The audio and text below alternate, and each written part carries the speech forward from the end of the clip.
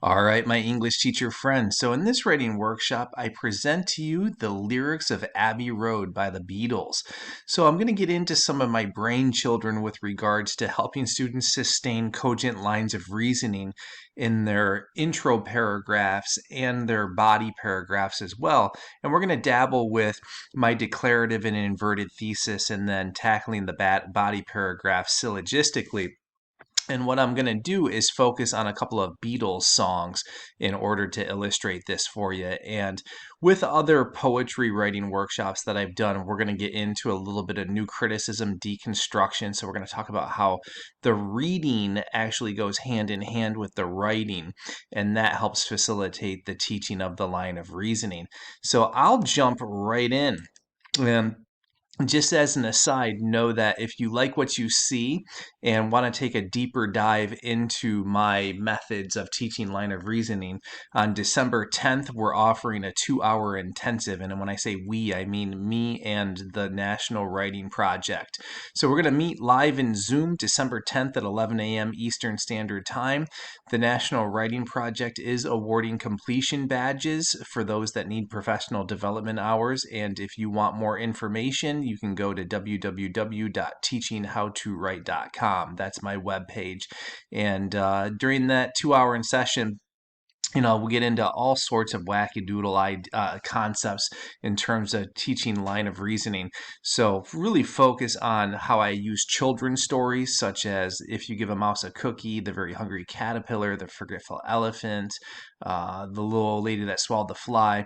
So we'll get into a lot of my children's stories, but we'll also look at my edible templates and graphic organizers to help students sustain a cogent line of reasoning, as well as some of the things that we'll talk about in this particular video. So without further ado, let's talk about the Beatles. Logic has a sequence, and ultimately I'm going to use this analogy of Abbey Road, having John, Ringo, George, and Paul crossing the street of Abbey Road. And logic has a very deliberate sequence. And when I get into the declarative, the inverted thesis, as well as the syllogistic construct to house the body paragraphs, you'll see that it's very computative, it's very mathematical. And oftentimes, science and math students in particular, are students that are very strong in STEM. They're like, oh, I'm not an English kid. I'm not an English kid. I abhor that kind of stuff. And it's like, dude, all it is, it's mathematics on paper. That's what cogent writing is. It's all computative. It's all math.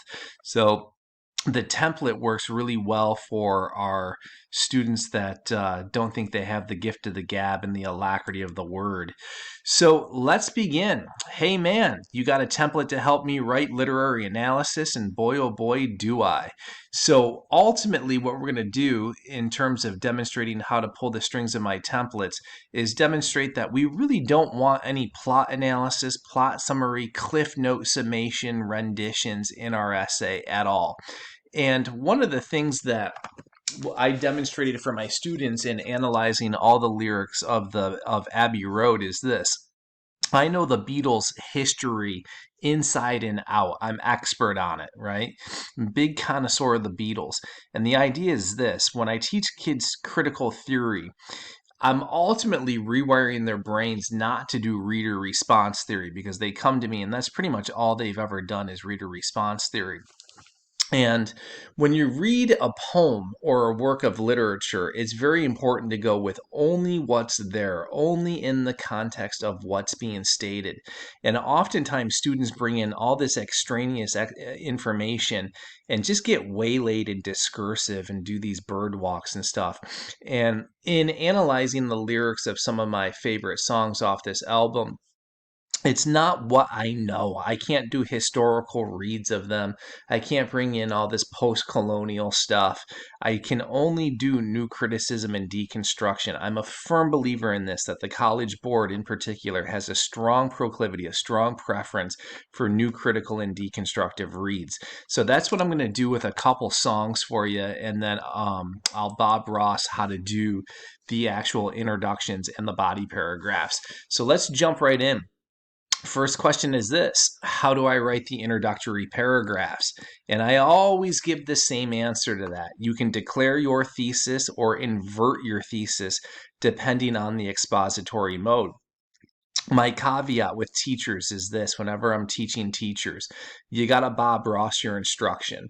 And what I mean by that is that I love it when teachers position themselves as the expert writers in the classroom and they paint, air quote, paint with their students. And they say, all right, there's a couple of ways to do an introduction. You can declare or invert before class. I wrote for you 3 declarative. Here they are. Here's 3 inverted. And you talk the students through it. And then you say, on your mark, get set, go.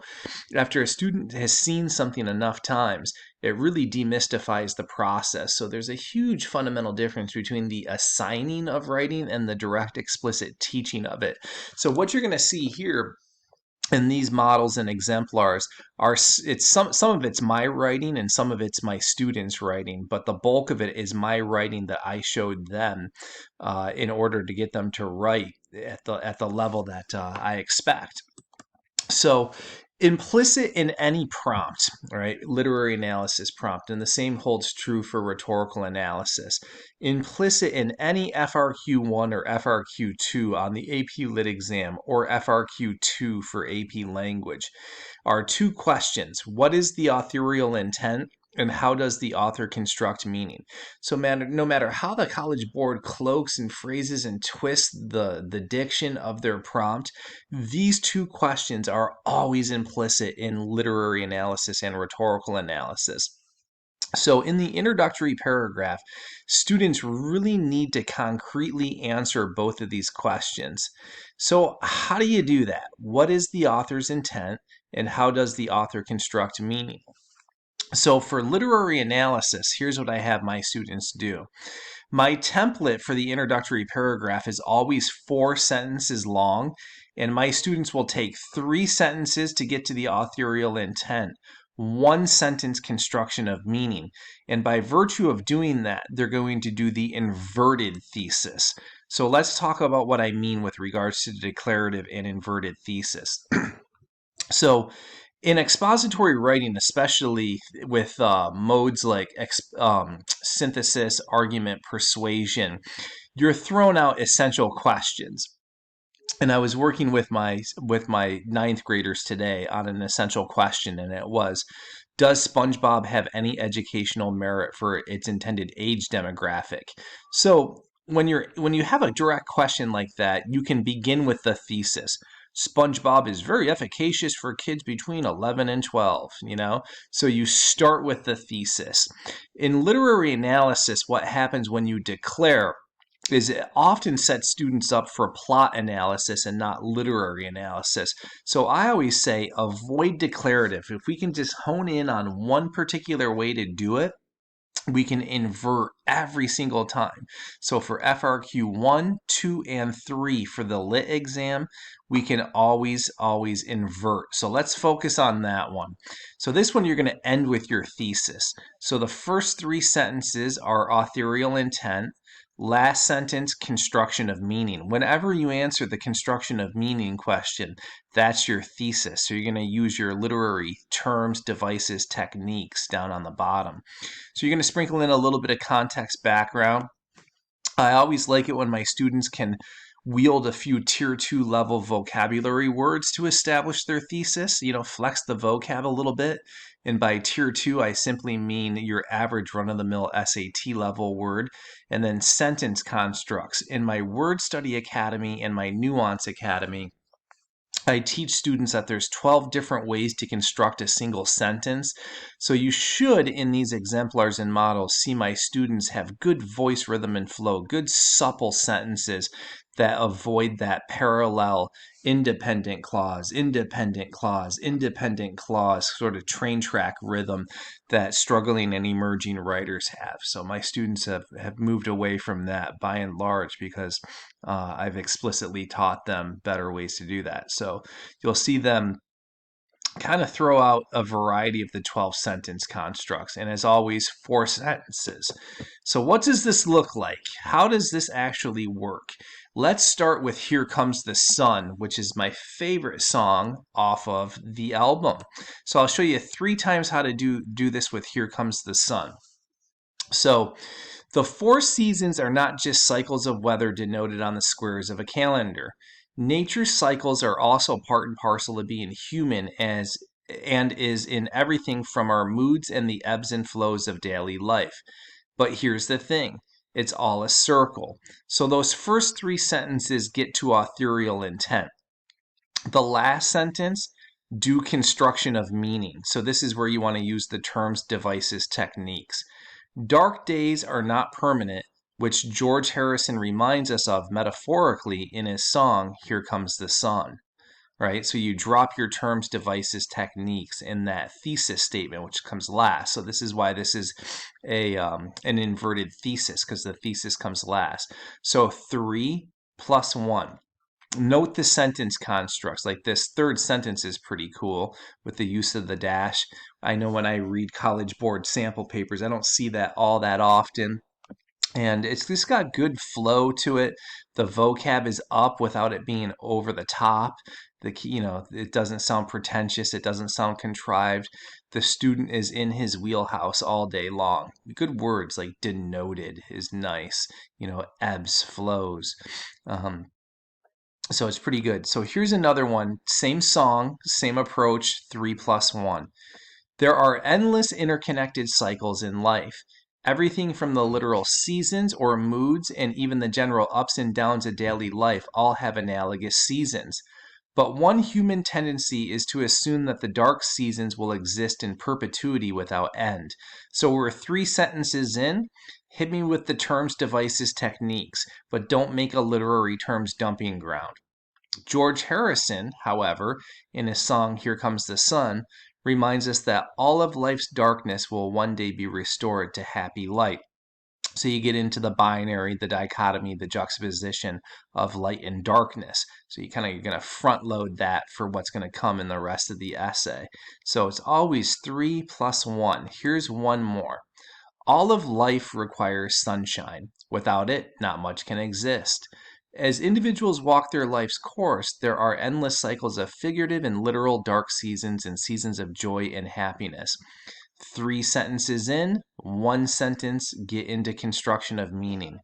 Harrison reminds us that those bleak human moments are fleeting and natural in his song, Here Comes the Sun.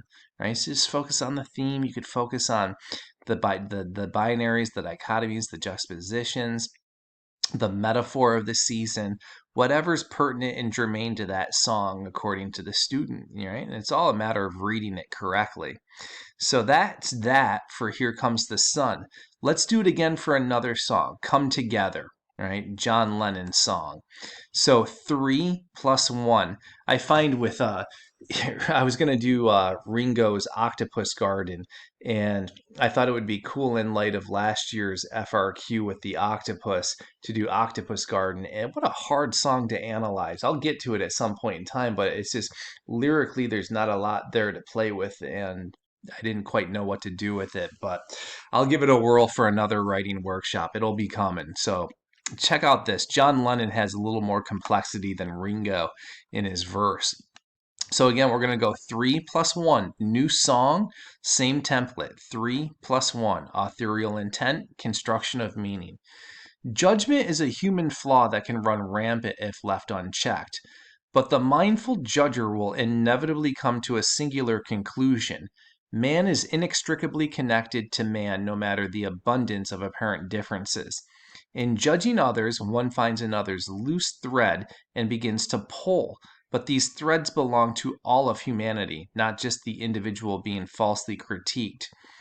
Last sentence, let's do the terms and devices. And this song's got so much more in it from a literary standpoint than Here Comes the Sun.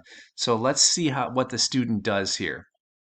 John Lennon highlights this phenomena through the characterization of his protagonist and the many paradoxes that are seated in his song Come Together. So typically what I have my students do is focus on the 2 most salient or germane relevant terms, devices, techniques in that thesis. So you really can't get out of the song without focusing on the heavy characterization of the he in the song, and then all the paradoxes and the wordplay within the song. So those are the two most relevant things. But again, 3 plus 1. Different student, same approach. Look at this. It is human tendency to look upon another person and feel a sense of superiority. Like, I love how my students always start with like the aha moment. Some people call it universal truth, the universal theme. So I just call it authorial intent. Other teachers I've heard call it exigence. It really doesn't matter. Taking stock of another individual is a common shared trait, but the mindful among us realizes something key in these moments of scornful judgment. The observer and the observed are one and the same.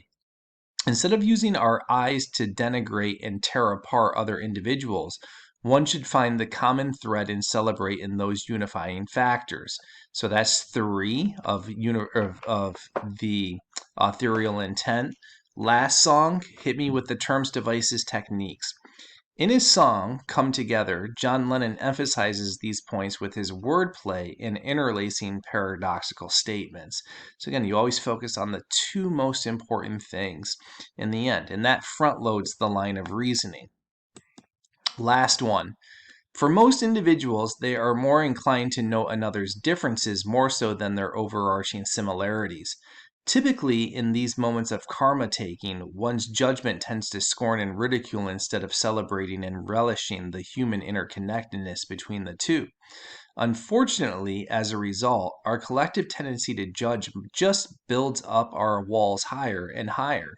So we're 3 sentences in, so that's always 3 sentences universal truth, 1 sentence construction of meaning. But in his song Come Together, John Lennon reminds us to be mindful of finding the things that bind, not the things that separate. And it's always a little bit of tier 2, focus on those sentence constructs, 4 sentences, 3 plus 1. So we could do this for every single song in the album, but I'm going to stop here. So you saw 3 for Here Comes the Sun and 3 for Come Together, and that's pretty good idea of how I Bob Ross things for my students.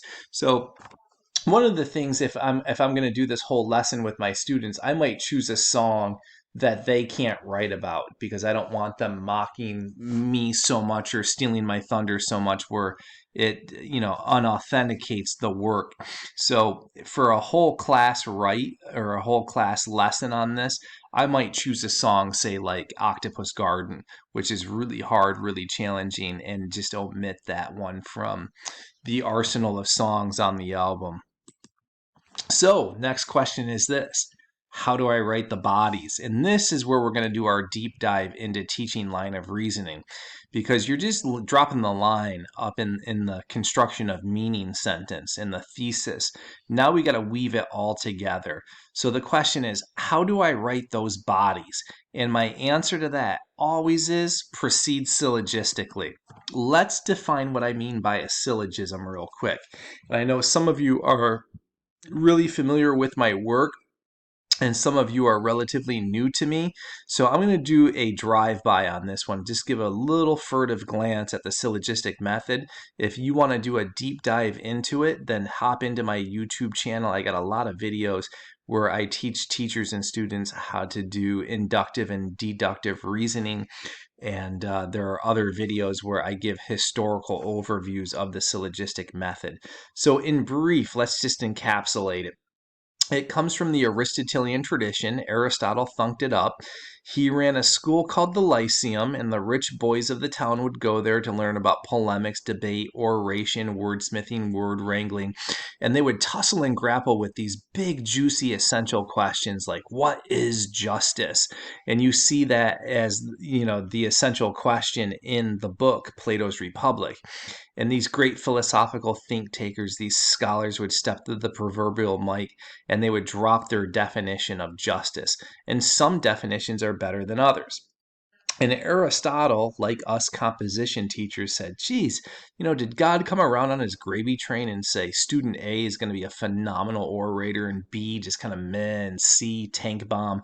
all of the debates and just not have any cogency whatsoever to his arguments. And he said, no, I can't believe that. I can't believe that. That's passive instruction. That's defeatist education. So he had a eureka moment one day. And he said, aha, I got it. My better students think syllogistically. They have a computative, mathematical, logical execution through their arguments. And they go premise, premise, conclusion, like a simple math problem. So if I were to say to you, premise 1, arsenic is deadly, and followed it with premise 2, my dog ate arsenic, concluded my dog is going to die, you would say, Christian, that's very cogent. And that was Aristotle's word, cogent. So it's logical. There's a line of reasoning there. Here's the kicker, though. Without templates, all right, left to their own devices, most of our students will write plot analysis and not literary analysis, and they will not have a cogent line of reasoning. When I look at College Board sample papers, a lot of what I see is pure premise 2. It's textual support. And all that is really is a cliff note summation of the poem, the song, the short story, whatever it is that's being analyzed. The students just sort of regurgitate what they've read. They tell the story of what they've read. And that's not meeting the demands of the assignment. So let's take this syllogistic construct and morph it into something that helps students perform literary analysis. So the first premise is going to be an argument containing the terms, devices, techniques. So we've got to keep in mind, this is expository writing. Literary analysis is an expository mode, and all expository writing is an act of argumentation. So kids got to argue, and they're going to do so with their terms. Second premise is the teeter-totter balance of quoting and paraphrasing in the form of textual support. We have the lyrics in front of us, so we're going to use them, but we got to teeter-totter balance it. And then the conclusion of the body paragraph, and again, mind you, the conclusion of the body paragraph, not the conclusion of the essay, is where the textual analysis is housed. And these are the links, the promises, and the echo. So we got to go back to the prompt. We got to go back to the thesis. And the first premise is always a promise, right? I say that to my students. You got to go shake hands with that brother at the end. Ultimately, a syllogistic body paragraph is going to be 10 to 12 sentences long. Those little itty bitty 4 or 5 sentence baggers just don't cut it for students. There's not enough going on in there to really substantiate anything of merit or pith. So here's the other kicker.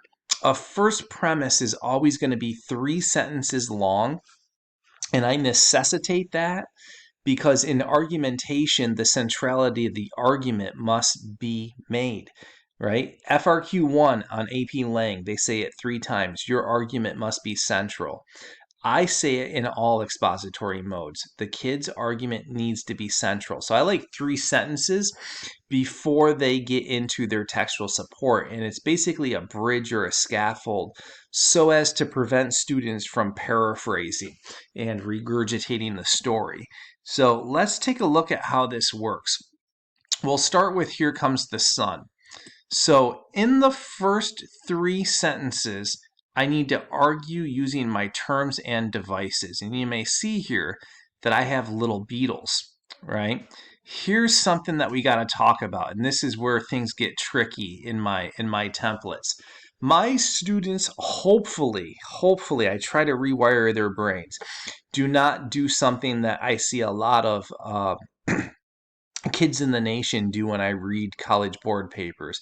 They do 1 paragraph tone, 1 paragraph syntax, 1 paragraph diction, 1 paragraph metaphor, right? And they have these little itty bitty 4 sentence paragraphs. Doesn't work. You're not going to get the sophistication point at all writing that way. So what I like to have my students do is multitask in the first premise. So it's basically topic sentences in which you argue with a variety of terms. So each Volkswagen Beetle here is placed down next to a literary term, device, or technique. I want my students to begin to see how the pieces fit. So what does a tone shift have to do with a syntactical flair? You know, what does an end couplet have to do with the inversion of a dichotomy or a binary? So begin to see how the pieces connect together.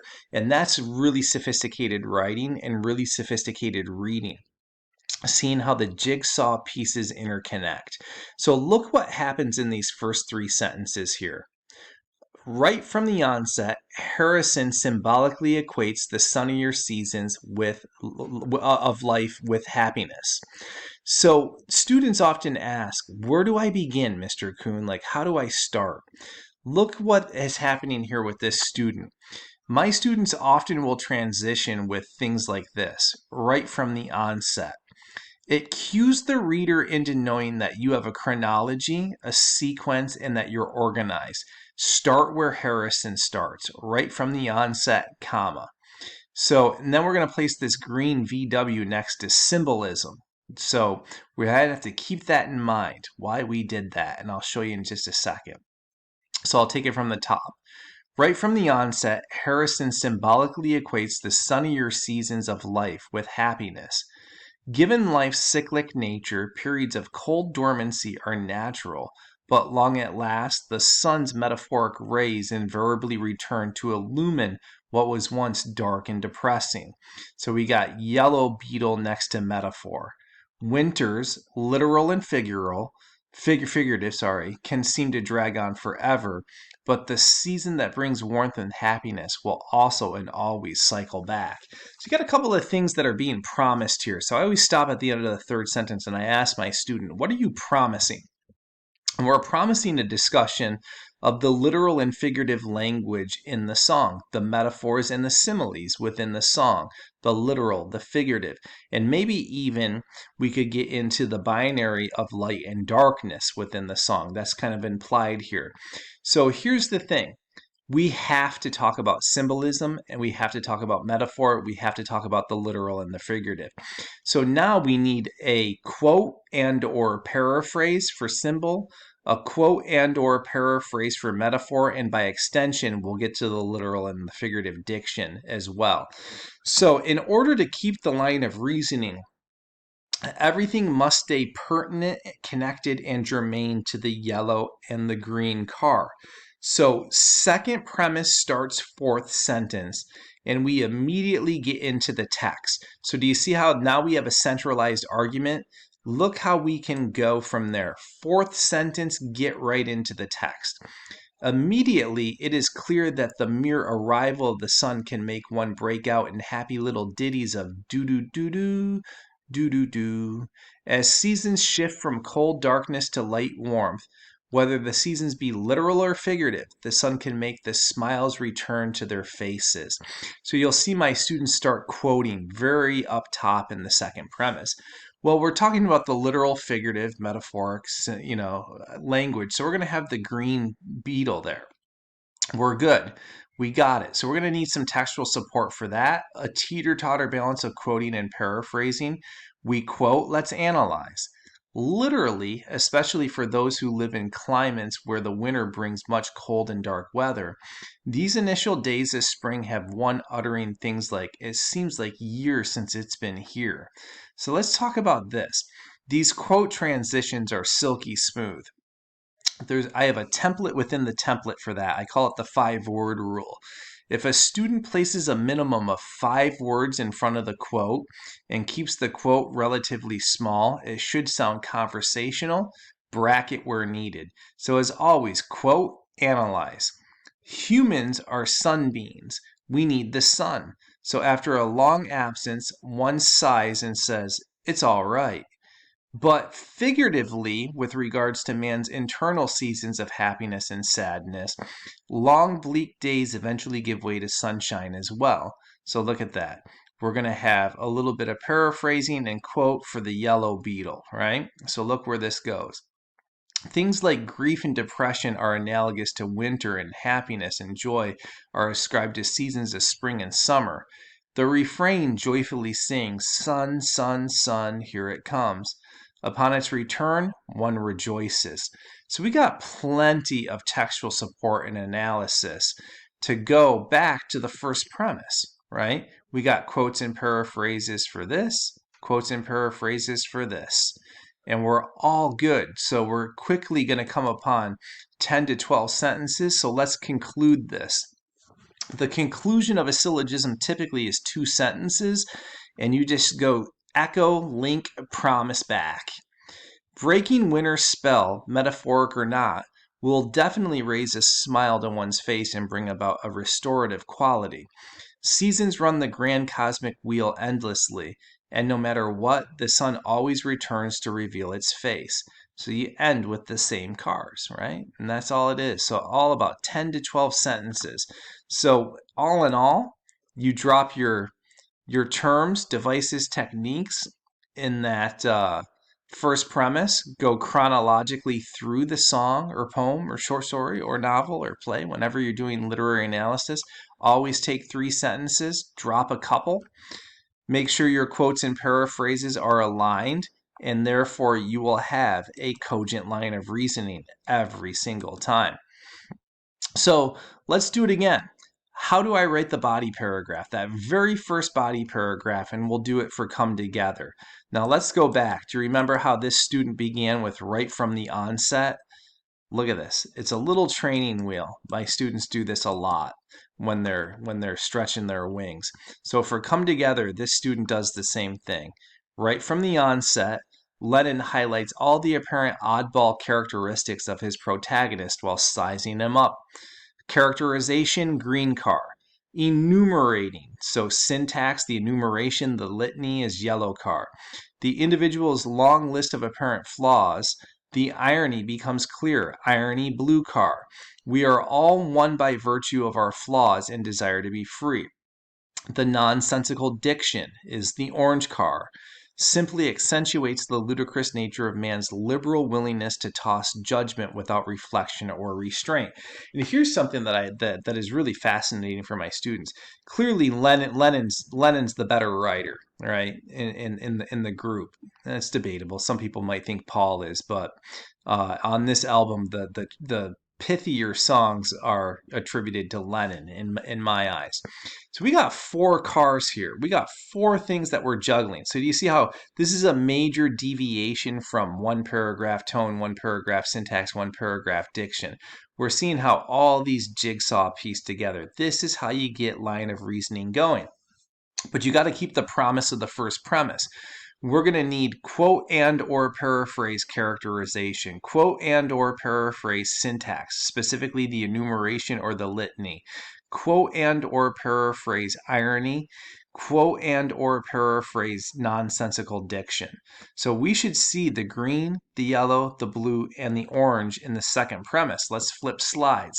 We do. So let's see here. And the question is this, like students often say, do I need to go in order? Since I went green, yellow, blue, orange, do I need to go green, yellow, blue, orange in the second premise? You do not. I went green, yellow, orange, blue. It just all has to be manifestly there. So let's see what we do here. Immediately, Lennon dichotomizes the narrator and the protagonist through loaded judgments that cast the subject as having juju eyeball and hair down to his knees while he come grooving up slowly. So this is really cool. I love it when my students can quote multiple times in a single line. When we're going for that elusive sophistication point, multitasking the second premise is also something that students need to be able to do from time to time. So we got green car there. Those quotes are aligned with the green car, the green VW Beetle. The diction teeters upon being colloquial, which it is at times, but then it trespasses into the absurd while noting that the one being judged has things such as toe jam football and walrus gumboot. So why did we put the yellow beetle there? Because we're getting into our enumeration. We're enumerating the characteristics of the protagonist. We also could put the yellow car there, or the orange car, because we're getting into some of the meaningless diction. But we're going to really hammer that orange car down here. Clearly, these citations against the individual make no sense. And this is Lennon's point. It is human tendency to take another's inventory, but the irony of the situation is that in doing so, one overlooks the obvious, Mankind needs less judgment and more coming together. All right, so we got blue car here. Irony, irony, irony. Blue car. All right, the protagonist seems to be of this mindset because he say, I know you, you know me. Man is just man with feet below his knees and a bunch of muddy water floating in the mind from the day's trials and tribulations. Passing reckless judgment is a social construct. So is knowing that 1 and 1 and 1 is 3. But the irony is this. While man might be book smart, it takes street smarts to look beyond the apparent differences and come together as one. While we might look upon another with our ridiculous judgments that really don't know a thing and see things like Ono sideboard and Mojo filter, all we really need to be seen is the universal yeah that all is one. So we got quotes and paraphrases for everything that we promised here. We talked about characterization. We got the enumeration. We got irony. We got the nonsensical diction. But the thing is, we can't bring in any other VW Beatles. We can't bring in a pink or a white or a red VW Beetle and break the promise of the first premise. Nothing else extraneous can come in here, or we break our line of reasoning. And if we forget quotes and or paraphrases for any of these four, we've also broken our line of reasoning. So now, how do we wrap it all up? Just a couple sentences. This is the thing. The divides that humans make are totally unnecessary. Instead of seeing division, see unity. Instead of scorn, see with eyes that love and accept. And again, you just end with all your Beatles at the end, man. That's all you do every single time. 10 to 12 sentences. And it tends to go well. So keeps a cogent line of reasoning every single time, this syllogistic construct. So obviously my students are going to do more than one body paragraph. On the AP exams for Lang and Lit, my students for all 6 FRQs write 4 paragraphs: intro, 2 bodies, conclusion. So what do you do next if you were to go on with Come Together? Well, there's a whole bunch more to analyze. There are many other terms, devices, techniques that still need to be analyzed, and plenty of quotes to go picking from. So that's what you're going to do in the next. And you're going to go syllogistically. 3 sentences, first premise, teeter-totter balance the quoting and the paraphrasing, link it, echo it, all at the end with that conclusion, 10 to 12 sentences. So you do that every single time you write across the expository modes, not just when you're doing song lyrics or poetry, but it works for rhetorical analysis, argument, persuasion, synthesis, and even research. The kids never need to do anything else. They can always go syllogistic, and they can always declare and invert. That's the beauty of my templates. So keep in mind that if you want to do a deeper dive into my line of reasoning strategies, techniques, and tricks, my little gambits, then on December 10th at 11 a.m. Eastern Standard Time, we will be doing Teaching Line of Reasoning 2-hour intensive with the National Writing Project. To get more information on that, you can visit www.teachinghowtowrite.com. If you would like these slides, I can be reached at teachingwritingcoach@gmail.com. And then everything that I'm doing with the National Writing Project is on that webpage. We have a pretty healthy cadence going. Every month we'll be doing 2-hour intensives. We'll be focusing on my Word Study Academy, my Nuance Academy, AP Strategies for Success, alternative grading methods. We'll do deep dives into my templates, so take a look at everything across the expository modes. So stay abreast of that with my webpage, and I'll keep the Facebook groups and Instagram groups notified of my comings and goings and the various irons that I have in the fire. So hope you like this. For now, be well, happy teaching, happy writing.